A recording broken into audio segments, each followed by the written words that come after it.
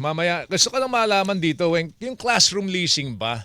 Oo. Pagka ikaw ay merong extra classroom sa private school, Saan ka magre-renta? Yun ang gusto ko malaman. 'di ba? Anong klase Paano mga facilities ang i-assimilate rerentahan mo mo? ba ang mga public students O sa yan. pribadong estudyante, Yan, no? game. Nasa linya na natin si Undersecretary Malcolm Garma, Undersecretary for Operations ng Department of Education.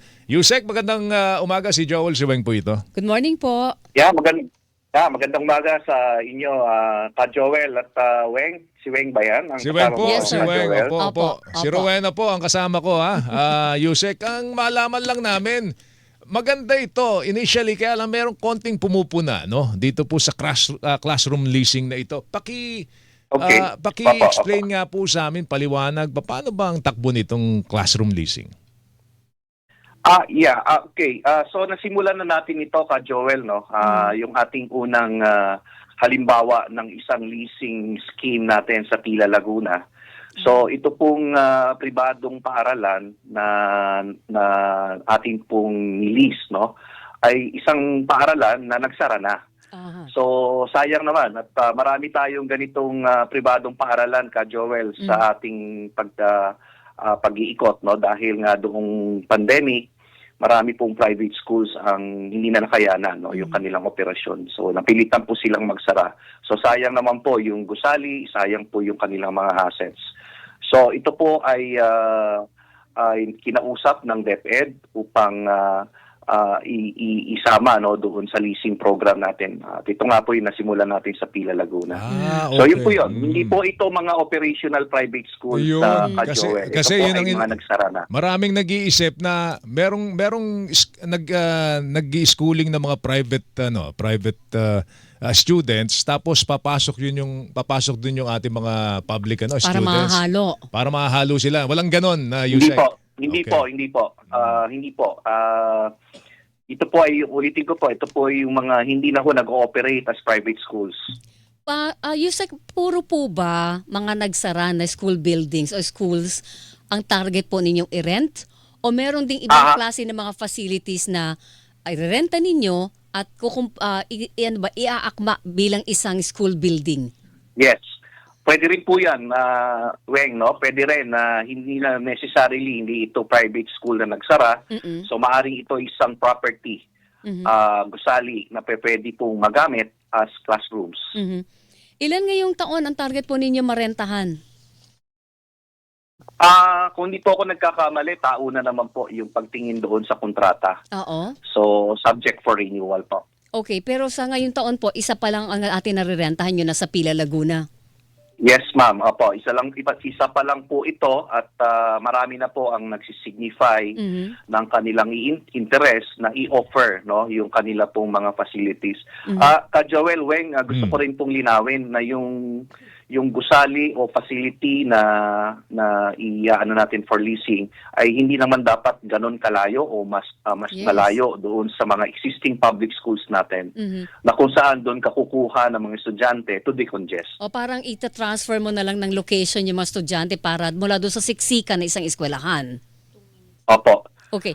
By the way, Ka Joel and Weng, marami po di sa mga public schools na ito ay wala na hong mga buildable spaces. Kaya kahit meron tayong pangtayo ng bagong school building, wala na pong paglalagyan. Kaya isa po ang leasing sa nakita nating solusyon, alternatibo, para humatugunan ang kakulangan ng silid-aralan dahil po sa kakulangan ng mga buildable spaces. Ang target dito, Yusek, ay maibaba natin sa 35 students per classroom. Ang rate po ba? Opo, 35 to 40. Oo. Yan po yung mga ideal nating class sizes. Okay, magkano ang renta ng bawat school building? Hindi ko po alam yung detalye ng costing, Opo. Miss Weng, no? At hindi ko po sigurado kung paari ko pong ibanggitin, no, sa ere itong mga detalyeng tulad nito. Okay, pero gaano ba karami pa yung target ninyo na marentahan within this year? Well, it depends on the area, Miss Weng, no? Titingnan po namin kung lalo na yung mga paaralan within NCR, Calabarzon at Region 3. No? Ito po yung mga rehiyon na marami pong eskwelahan natin ang located doon sa mga highly urbanized cities o yung talagang medyo siksikan na. So depende po kung number one, kung merong available no, na private properties that can be leased. So hindi po namin masabi yung target, but this is an open option as an alternative for our classroom shortage, Alright. Ms. Weng. Ang classroom shortage natin, nasa ilan ba? Ilang daang libo ba, Yusek? Malaki po yan. Ang mga nasa 160,000 po yan. Wow. 160,000 ang and every year nadadagdagan yung ating backlog, ano, Yusek? Well, number one, siyempre lumalaki po ang populasyon, ka Joel, no? So, yun po ay napakalaking factor kung bakit nagkukulang ang silid-aralan natin. Pangalawa, yung pong bilis ng paggawa ng mga classroom. So, kung meron ka ng existing backlog, lumaki ang populasyon, kailangan habulin mo yan sa pamamagitan ng pagpapagawa ng mga bago. Ngunit kung magiging mabagal at masyadong limitado no yung paraan o option natin sa pagpapagawa, then that adds up to the shortage or to the congestion. Pangatlo, ka Joel, meron ding mga nagiging luma no na kailangan ng i-repair at kailangan ng palitan. Meron nga yata, Yusek, kung di ako nagkakamali, nasa mahigit 50,000 ang i-condemn na.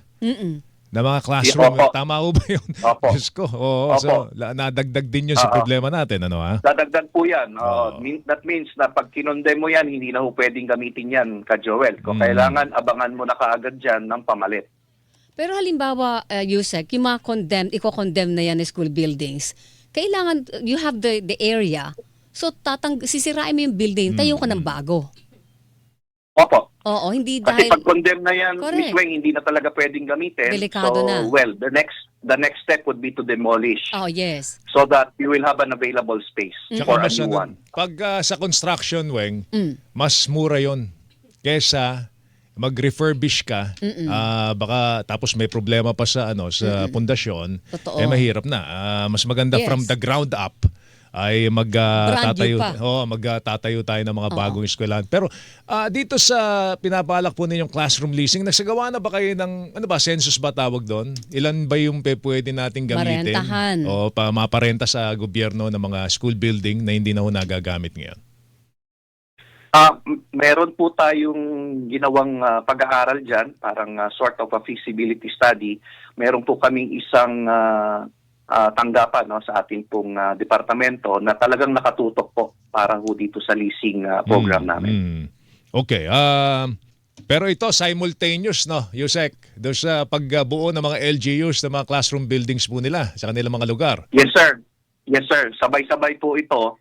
Ito po yung sinasabi namin na lahat po ng possible alternatives or options for us to be able to construct more classrooms ay inaalok natin sa publiko at mga pribadong sektor. Yusek, linawin ko lang, dahil nga may option na yung mga LGUs na magtayo ng mga eskwelahan, pero yung leasing, ito'y limitado lang sa DepEd. Yung mga Yes, ma'am. LGUs, limitado sila Opo. sa pagpapatayo ng bagong gusali na mga eskwelahan. Yung leasing po, ulitin ko, Opo. ay mga nakatayo na po ito, Ms. Yes, Weng, no? opo. But most probably ito po ay pag-aari ng isang pribadong individual Yes. o organisasyon. So DepEd po ang kausap nila. Yun, dahil binigyan na ng poder ang LGU, pwede silang mag-rent. Ang kanila magtayo ng bagong schools. Yes, ma'am. Ayun. Yung po ang mandato ng ating pong kasunduan sa ating mga local government units na makapagtayo ng mga bagong silid-aralan. Yun ang maganda. Ibig sabihin kasi pag leasing, temporary ito, Yusek. Ang ating pa rin primary goal o panginahiting layunin, magtayo talaga ng eskwelahan. Yung hindi tayo rerenta, yun talaga sa DepEd na. Yeah. Siyempre kung mas matagalan na panahon, Ms. Weng, magiging mas mahal kung taon-taon ay umuupa pa tayo. Totoo po yun. So ang goal talaga is makapagtayo ng mga bago. Bagamat ulitin ko po, may mga lugar talagang ang kailangan na ho nating gawin ay humanap na ho ng mga bagong espasyo, no? Oo. Para kasi wala na hong pagtatayuan talaga, walang mga buildable spaces na yung mga existing schools natin. Pwede naman yung Yusek, pwede kang mong i-relocate halimbawa sa kabilang barangay. Doon pupunta yung mga estudyante. Ang mahalaga, komportable sila, conducive sa learning. Yun pong paaralan natin. Yes, definitely. Oo. As long as mayroon po tayong buildable space na pagtatayuan ng mga bagong gusali. Opo. Sa ngayon taon, Yusek, sa DepEd plus yung sa LGU na effort para magtayo ng mga eskwelahan, ilan ang kaya nating itayo kada taon? Doon sa tulungan ng dalawang ahensya ng gobyerno na ito. Kung sa bilang, hindi ko matiyak ngayon, but for our budget for this year, Ms. Weng, is around 85 billion po yan eh. Wow. So depende po kasi yung 85 billion, kung ito po ba ay one-story, two-story building, meron po tayong mga four-story building, meron Opo. po tayong mga high-rise. So iba-iba po yung disenyo no, na gagawin. So kung bibilangin po natin yung mga classroom, it will depend on the design of the building. Paano yung Alright. allocation pala ng Joel ng pondo? Alin? 85 billion para sa school buildings 2026. Pag kung LGU ako, kung magtatayo ako, binigyan ako ng poder ng DepEd magtayo ng school paano pa yung alokasyon ng pondo sa kanila? I-devolve ba ilan yun? po yun? I-devolve? Ibababa Pakiulit. sa kanila yung pondo, Yusek? Yes. Meron pong parang batay po sa kasunduan, yung fund transfer po na ibibigay natin sa mga LGU. Alright, nabanggit nyo na medyo mahal kung tayo re-renta. Ba't hindi na lang po natin bilhin? Yung, Pwede. yung mga structure na yan na wala na, hindi na naman, sara na yung eskwela. Oo. Di ba? Mas baka makamura tayo kung bibili na lang natin at meron ang nakatayo. Weng. Totoo yan. And ang nagpatayo ay pribado at hindi Oo. siya substandard. Kasama lupa. Oo. Oh, Di ba? Yusek. Wala bang ganon na Pwede pag-aaral? po Yusek? yan, Oo. Ka Joel, no? Siguro magandang option yan. But of Oo. course, definitely it will be very expensive. Mm. So, at saka titingnan din po natin yung mga instrumentality no na available for government to purchase new properties. Okay So, lang. but of course, that can be an option. It can be eventually, explored, Ka Joel. ano? It Oo. can be Pero explored. kasi yun, mahal sa unang biglaan. Pero Oo. sa yun na yun Oo, tsaka- in the long run, wala ka nang babayaran, Yes, maintenance na lang. Sinasabi nga, Weng, in the long run, yung uupahan mo, di ba, mas mahal yun. Oo, Kesa kung totoo bibili ka yan. ng sarili mo. Anyway, Hindi pa sa'yo. oo, tama. Undersecretary Garma, salamat sa oras, ha. Sir, Yusek, thank you. Opo, maraming salamat po. Maraming Mag-ingat salamat kayo. din Good po sa morning. inyong panayam. si Yusek Morning po. Malcolm Garma ng Department of Education, mga kapuso. Saksi sa Double B!